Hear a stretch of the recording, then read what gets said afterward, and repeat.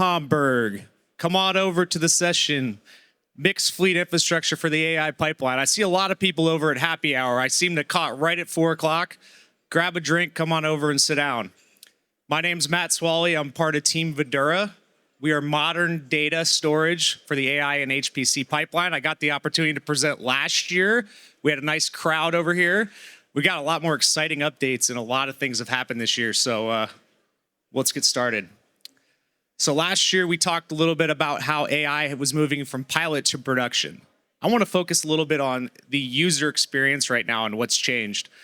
A year ago, people were just getting assistance from things, but now it's really moving into execution. You're seeing a eureka moment around January, I'd like to say within our team, where AI all of a sudden got so good that it was completing multiple steps, things that it took a lot more time across design, simulation, automation. And what that's doing is we're talking about a larger demand, more users, more data. We already know infrastructure has all kinds of challenges with energy constraints, but now we have this massive demand that's driving more and more adoption. The second thing, this has led to trillion-dollar valuations. There's these new class of AI leaders, really exciting. We're talking about the neoclouds, AI factories, this whole new generation of the future, with a lot of new winners and billions of users. So what's the next market dynamic that's really changed the market here? So our team, VDURA, look us up. We have this flash volatility index.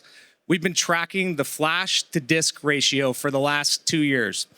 What this is flash has broke loose. We all know this. It is 500% more expensive than it was 1 year ago. But how is that going to impact your GPU infrastructure you're trying to buy? We're currently sitting at a 16 times multiple from TLC SSD to HDD. It was at 23 times. HDD demand also has some supply chain constraints, which is raising prices. But as you adapt your infrastructure, now you have to prepare for the flexibility of being able to scale performance or capacity. It wasn't where you could just go all flash as the default because it solves a problem anymore. The next interesting thing that you want to look at is every generation of GPUs demand more throughput. We have a really nice AMD reference architecture on our website. You can come by the booth and check it out as well. AMD and NVIDIA have set the floor. So what they've told you is every GPU for enhanced has to have 0.5 gigabyte per second read, 0.25 gigabyte per second write. That is the floor per GPU. So when you're designing your infrastructure, you have to get over that floor, but you don't want to oversaturate that for your infrastructure. The higher res models, so we're talking about the future generations, high res models, are actually 4 gigabytes per second read, 2 gigabytes per second write per GPU. So in between that, as you're designing your infrastructure, you want to be in that range. You want to be able to scale linearly, and the major thing is under provisioning your storage for the throughput. You're underutilizing your GPUs. If you're over provisioning, you're wasting flash budget that is eating in your GPUs. So here's 3 different types of industry customers that are here at ISC. You look at your higher ed, we're going to talk about hundreds of GPUs. One scalable unit's 256 GPUs. National Lab, thousands of GPUs. AI Factory, tens of thousands to hundreds of thousands of GPUs. You'll see there is your range right there, your floor and what they're talking about, the current ceiling and above. For that higher ed, you're looking at 128 gigabytes baseline up to a terabyte of read for that amount of GPUs. As your GPU fleet grows, you have to be able to scale linearly. We'll talk a little bit more about how that hyperscaler architecture has worked in the past and how VDURA solves that for the future. So when you look at this is the next market component. So we have limited flash right now. There's a supply chain constraint on disk as well. We talked about one major thing, flash for performance, disk for capacity. Well, there's 3 different types of SSDs here, spanning from a 3.84 terabyte to 120 terabyte SSD. Look at the difference. There's about a $45,000 difference per drive. The one thing to note, though, is that the same throughput for each of those drives. So with the VDURA architecture, you're getting 4 to 6 gigabytes per second per solid state drive. So we like to say you can thinly provision your flash and then scale out your bulk capacity. It brings you cost efficiency, plus you saturate your GPUs. Use flash for performance, use HDD for capacity. The next thing we talked about, all this supply chain constraint. Well, today's architectural flexibility is that supply chain insurance. You don't want to be tied to one vendor. You don't want to have any type of constraint that limits you trying to scale. So you really want that software-defined ability to work on lots of different hardware. You want to be able to scale independently. What do you need? More performance or capacity? And you want hardware freedom.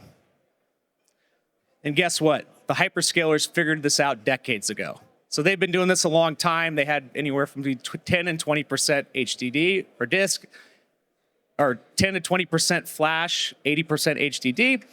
They have a single system, flash for speed, disk for capacity, all protected. And VDURA brings this model to you. We've been doing this for decades as well. Thousands of deployments. We have that system built out. We're end-to-end data protection for AI factories, neoclouds, national labs, and universities. Here's a little example of our architecture here. So one thing about VDURA is we have a truly parallel file system, meaning you can use the performance of all the different nodes.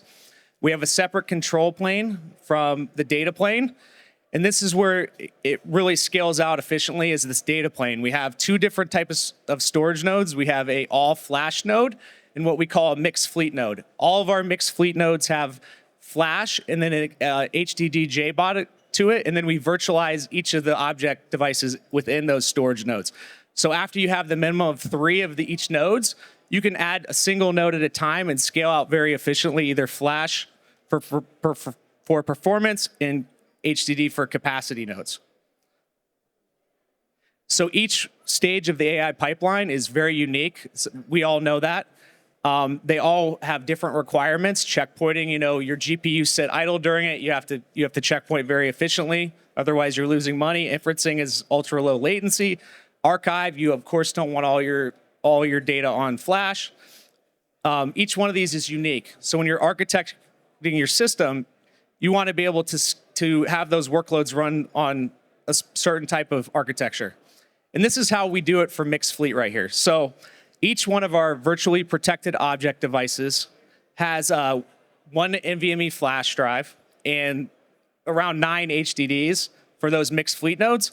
We get 4 to 6 gigabytes per second for that, everything landing on flash. And then we have the ability at 1 to 2 gigabytes per second to drain the data to HDDs. So if it's hot, you could keep it on flash, but we drain everything else out very efficiently to HDD, all in one namespace, no data movers.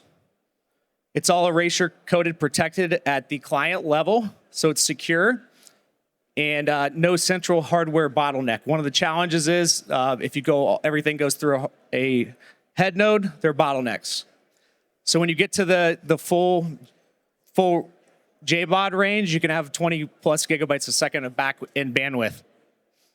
Our flash nodes are getting 60 gigabytes per second.